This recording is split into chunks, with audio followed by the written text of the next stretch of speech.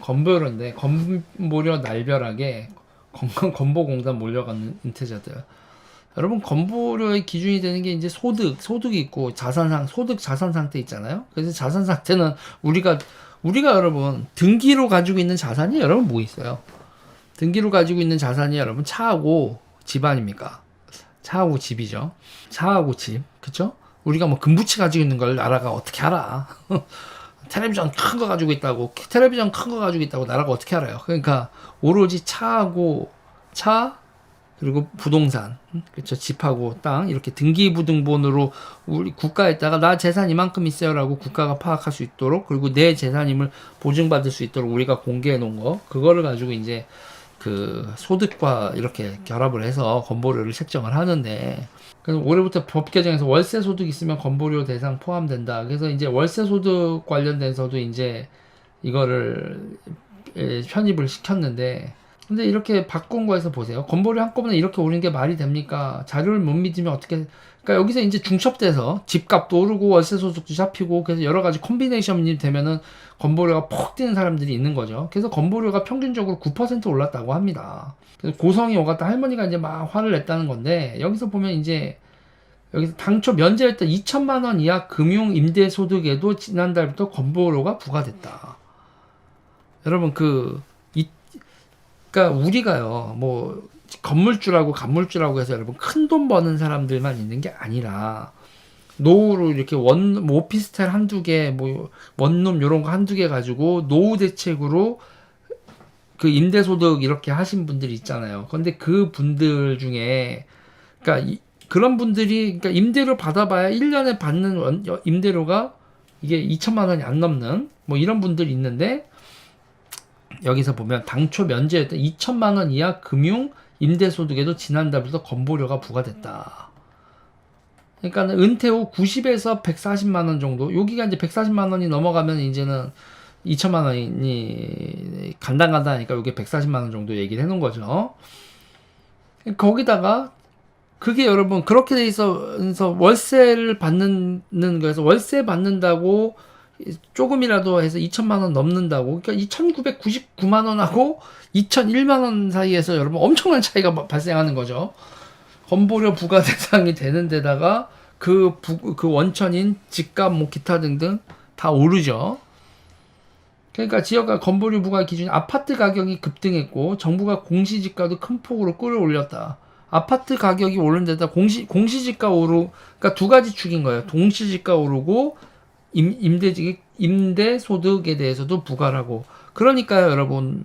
자기 살던 집에서 쭉 사는데 그 집값이 9억 원을 넘어가고 막 이거고, 갑자기 집값이 오르고 공시지가 뛰고 이러신 분들은 갑자기 건보료 폭탄을 맞는 거지.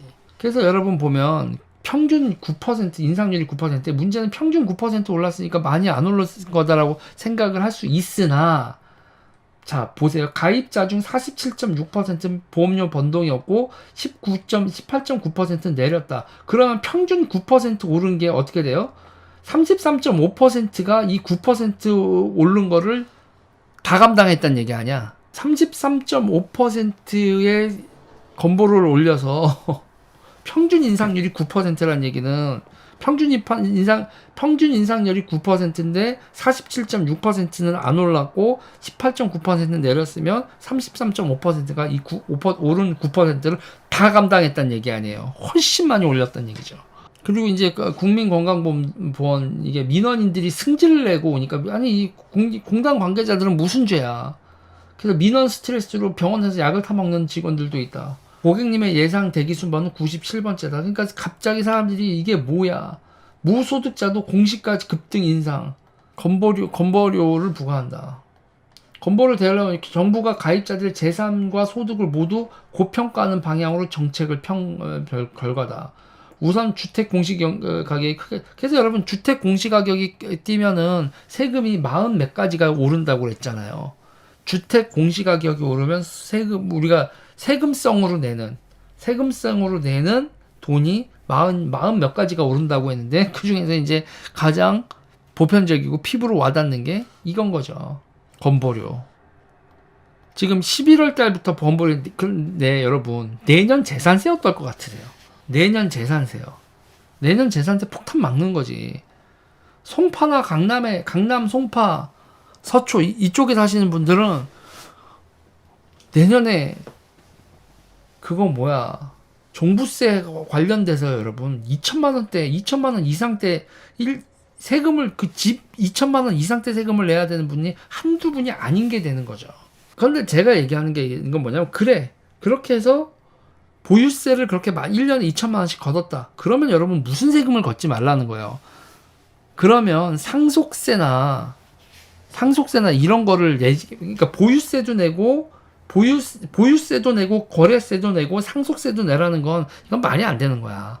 보유세면 보유세, 거래세면 거래세, 상속세면 상속세 하나만 해야지. 1쿠션, 2쿠션, 3쿠션이면 국민 재산을 국가가 다 뺏어가겠다는 거지. 이게 말이 돼? 그리고 세금은요, 여러분. 소득이 그거를 이익을 현실화했을 때인 거래를 했을 때 세금을 주로 매기고 현금을 확보하고 그 이익을 당신이 이만큼 봤으니까 그중에 얼마 세금을 내시오 이런 방향으로 가야지.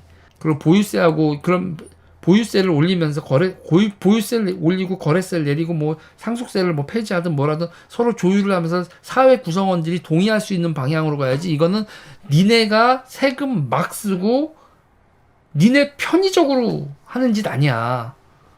그리고 그 세금도 니네 정판 밀어주려고 보조금으로 때려받고 일자리 만들고 말이 안 되는 말이 아니니까 여러분 이거를 흡혈귀 빼는 흡혈좌 여러분 들어보셨어요? 흡혈좌라고?